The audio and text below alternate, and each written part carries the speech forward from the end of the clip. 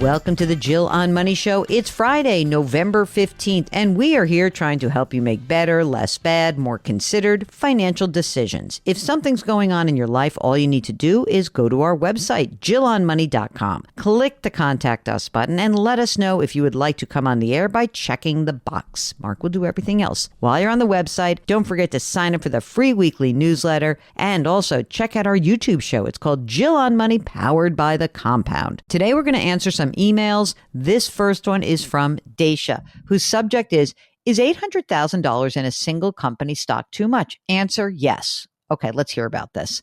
Daisha says, my husband has worked for a company for over 25 years and has accumulated almost $800,000 in a profit-sharing trust. The company has just recently introduced the ability for employees to diversify, and we are discussing the idea of putting half of that money into small and large cap equity index funds. Your thought, given the fact that my husband would like to retire in 4 to 5 years. Oh God, I'm so into this idea. And I'm not sure why you'd stop at 400. You're going to have to pay taxes. That's going to be painful. I understand that. However, I'd love for you to make sure that you get this money diversified. You are only 4 or 5 years away. If the worst, I don't know how much you guys make together. If the worst case is that you're paying 23.8% on the gains of this, so be it. It is so scary to me to have all of that money in one single stock. And I'd also love to hear more about you, Daisha, in terms of like, well, how much money do you make? What do you need? What other money have you saved? This is all part of the process. So get back in touch with us. But yeah, diversification. Thank you very much. I would love that. I really would. This next question is from Chris, who writes, stay the course with pension or go private for big bucks? I like that question. So this is a dilemma that Chris has and says, I have 20 years into a pension plan and making good money, about $180,000 a year. But the idea of going private and making great money, $250,000 to $300,000 a year, and foregoing the years of service in the pension is out there. Well, Chris, this might be tantalizing, but I don't know if it's going to work. I really would love to know, what is the pension benefit right now? And what does it mean to do 10 more years? Usually most pensions kind of max out at 30 years. And maybe that extra money that you're making, or you would be making, $100,000 or $120,000 a year, that's taxable. And saving the amount of money that the pension could accrue is really hard. I'm going to guess, my gut says, stick it out unless you are offered something for a lot more money. So again, this is one of those questions like, what am I leaving on the table? But I'm pretty sure this is going to be a pension first kind of question. So unless I'm missing something, I bet you'd have to make a lot more money. Unless he's like completely miserable where he is. But I doubt it because he's been there for 20 years. If you are miserable, that's different. But if you're not, I love that pension. Okay. By the way, this message is for Mark. So maybe you'd like to stay on the mic, Mark, because it says, hi, Mark. Hi, Mark. I love the show. My wife and I are 3 years away from retirement. We are public employees with $100,000 of pension each. Very grateful. Not only that, Mark, they have saved $1.7 million in mostly traditional 403Bs. There is no significant debt, no mortgage on the home, and that estimated worth of that home, $1.2 million. We live in a high cost of living area, college plus age kids. However, we may need to still help them. They're trying to just get established. We'd love to get your take on possible Roth conversions. Does it make sense for us? Because we're always going to be in a high income bracket due to those two wonderful pensions. Also, should we take survivor options in the pensions to promote most family legacy money? We could afford a reduced pension if it made more financial sense to do so. Also, thoughts on a snowbird home. Buying in the South used to be reasonable. Home prices, insurance, etc. have gotten crazy. Would love to chat with you about just renting each year instead of buying a second home. Yeah, I love that idea, by the way. Can we stay 90% invested in stocks due to that steady pension income? How comfortable can we feel in spending our retirement assets when we have to pay taxes on that? We've saved our whole life. Maybe it's time to fly first class. Mark, you know how I feel about that. They've got basically $7.7 million. If you think about it that way, really, that's what they have. I mean, because you're considering the present value of the pension, right? So this is something that I think is interesting for you guys. I don't know exactly how old you are, but what I'm not sure about is how much money you have saved outside of retirement. So if you were to do a conversion, you'd have to have the money to pay the taxes outside of retirement. And maybe you do, maybe you don't. But I'd be much more inclined to just pull the money out a little bit at a time. And maybe that's how you pay for the reduced pension benefit. Mark, I know you always like to take a little bit of a haircut to have a survivor benefit. So I presume that's what you think they should do, right? Yeah, I mean, this case is a little different just because they both have a $100,000 pension. I don't know. I'd have to know what the haircut is.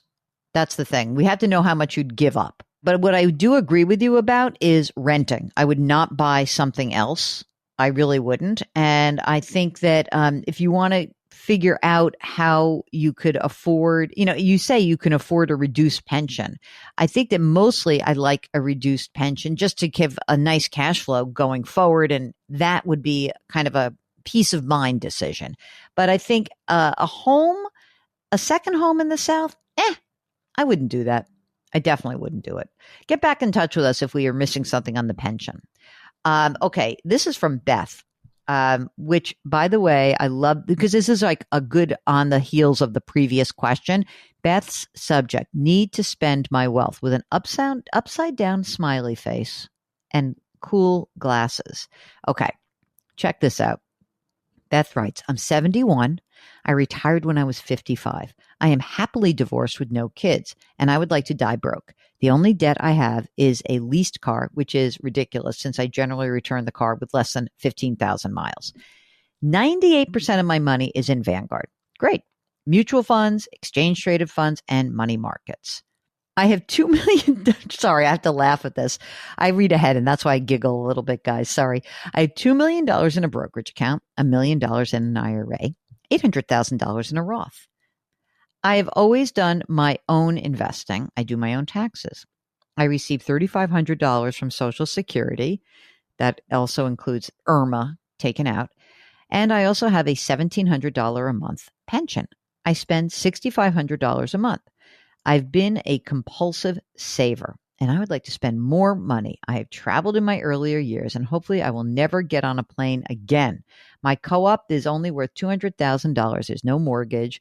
My friends spend money on travel and restaurants. I eat healthy. Food is my medicine. I rarely go to the doctors. I've been eating out more, but not enough to deplete my savings. I was a snowbird for 10 years. However, I sold my place last year, and I'm on the fence regarding selling my co-op and renting and buying something else. Please help me to, quote, learn how to spend more money. Thanks. Beth, you know what? I'm not going to be able to do that. This is who you are. I get it. But I will say, since you are 71 and you do have $1 million in an IRA, maybe what you should do is, if you really want to start spending your money, why don't we think about a qualified charitable distribution from that IRA account? You can send $100,000 a year, or I think it's 105 now, to a charity, a public charity, directly from your IRA account. Wouldn't that be fun? Maybe I can get you to spend money if it's for a cause that you love. Otherwise, I don't know, like, you don't spend money. I don't feel like you're going to do that going forward. Go do something fun or give a bunch of money away. That's fun. I love that. All right. Now, here is one more question. This is from Tracy, who writes, I will be inheriting a large sum of money from an irrevocable life insurance trust in the near future. I want to be prepared to handle this money when the time comes. It will be about $600,000. Okay. My husband is 67. I am 64. We are retired. We are currently budgeting on our pensions and my husband's Social Security. And then I will add my Social Security next year, netting $9,750 a month. That's pretty good. Okay, they have, you ready for this? $1.9 million in a 401k. It's in a company 401k. $500,000 in a rollover IRA, another $200,000 in a rollover IRA that's in savings. So the 500 grand is in brokerage, 200 savings also in an IRA. Another 220,000 in some savings, some designated for home stuff. A $580,000 house that's paid off, another $183,000 in a brokerage account, 40 grand in CDs and savings bonds. Okay, so here we go. They're going to get $600,000. Here are the things that they are considering. I initially put it into a savings account. No, I don't love that idea. Split into some different credit unions to, make sure you're underneath the limit. I'd like to consider investing some. I'm thinking of putting some into a second brokerage account. This is so weird. Okay, let me just be clear. There's money that she's inherited and there's money that's coming in. There seems to be some question about taxes. So what I would do is this. You can put all these accounts separately, figure out the tax situation. And as soon as that tax situation is figured out where you're having, so that you don't commingle assets, fine. But what I really like you to do is get all this money invested. There's absolutely no reason that this money should be sitting in the bank. And you've got plenty of money. You didn't tell me how much money you're spending, but if you're living on, on your Social Security, on your husband's Social Security and your pension now, and you're going to get even more money from your Social Security and this money, let's get invested. Know what I might do though? I'll tell you what. I might look at that company 401k and think about starting to convert some of that to a Roth. So I need to know a little bit more about you guys, but the only reason I would keep that money in cash right now is if you're planning to slowly convert some of this money, and maybe not even so slowly. I might get that done. I'd love to chat with you more. I wonder if you're a little bit nervous about this tax situation, and maybe you shouldn't be. Maybe we could look at the numbers and we could look at what you inherited and we can make a determination as to whether or not you will have a big tax liability. Lean on professionals during these times. Look at what you have, but also do a projection to see what you might need to keep set aside for tax purposes. And, again, I just love the idea of converting your $1.9 million. Maybe it's not all at once. I'm not telling you should do that, but maybe it's going to be a couple $100,000 a year. Maybe it's going to be $150,000, whatever maybe would keep you in the 24% tax bracket, which sounds like kind of where you are going to land for all intents and purposes.